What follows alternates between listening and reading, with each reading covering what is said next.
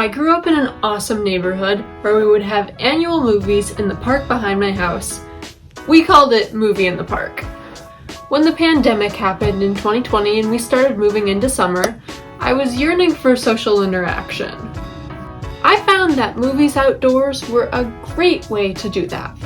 With plenty of ventilations, masks, and social distancing, it was a great way to be close with people without being too close.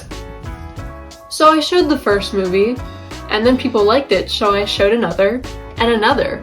And eventually, this tradition had its own name, Movie in the Grass. And this Movie in the Grass activity, as we call it, is actually where Experience Bags was born. It all started with an Experience box that eventually became this Experience bag due to damp ground conditions in a soggy cardboard box. This week, I'm going to tell you everything you need to keep in this bag to have your own Movie in the Grass experience night. There are 5 main elements to consider. But first, a pro tip. If you make a cool flyer like this, you can look pretty official, and people will definitely want to come to your movie. I used the free online program called Figma to make my flyers. A time for this week's ad slot. The banana. Isn't it lovely? I eat them on the daily. Nature's perfect fruit. No need for packaging. You can even use it as a cell phone. Hello? Yes? Yeah, I'll be with that. Okay. You can blend them, you can mash them, you can squeeze them, you can eat them. Low flavor profile, sweet and sugary. And the longer you wait, the sweeter they get. Up your potassium levels, prevent cramps. Have a banana today! Yay! The first thing you're going to want to consider is the image. You're going to want a projector. I got mine online for about $150, but you can buy them new or used. Some things to look for when considering buying a projector include lumens and size of the projector, screen display dimensions, as well as the noise that the fan creates. That's something I didn't consider, but was actually pretty important. I wasn't concerned about onboard sound in my projector, but that's actually the next element that we need to consider. If your projector has good onboard sound, you don't need to worry about an external sound system. In my price range and preferred setup, I knew I wasn't going to be able to get the sound system on my projector that I wanted. Lucky for me though, I live in an awesome neighborhood with great neighbors.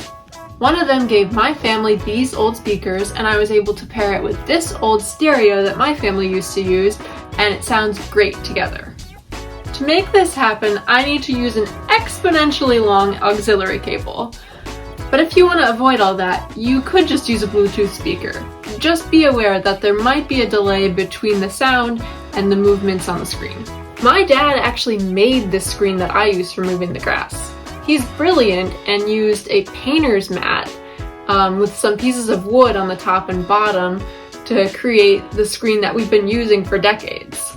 I put a pulley on my garage, and then I hooked some string through a couple of hooks on the screen so that I can pull it up and down by myself without a ladder every time I want to do a movie in the grass.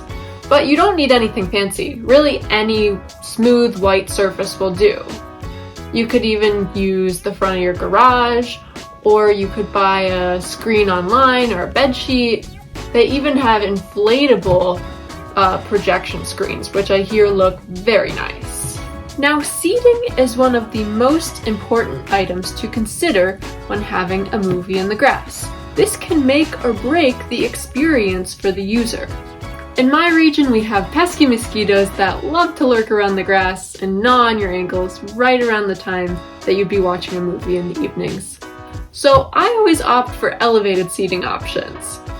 As romantic as watching a movie in the actual grass is. My family has these great plastic Adirondack chairs that are easy to clean, they're a little bit leaned back, and they're great to stack up.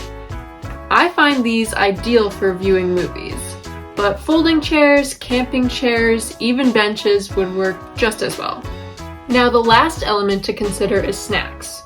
You must have snacks as part of the Movie in the Grass experience. My favorite place to get them? The Dollar Tree. Are we surprised? But popcorn is also great. In COVID times, I've been opting for individually wrapped, packaged snacks, just for safety reasons. But in the future, I do see a popcorn maker being a fantastic addition to the lineup. So that's it. That's everything you need to have a Movie in the Grass experience, all in one bag. I love doing this for my friends and family in the summer times when it's warm, but it's also so much fun to do this in the winter. One of my favorite Movie in the Grasses ever was actually a Movie in the Snow. My family and I watched the movie Coco, and we were dancing, and we all had sleeping bags and snowsuits on, and we had backyard heaters going, we were drinking hot drinks. I hope that this winter is as fun as that was. So, Movie in the Grass, onward!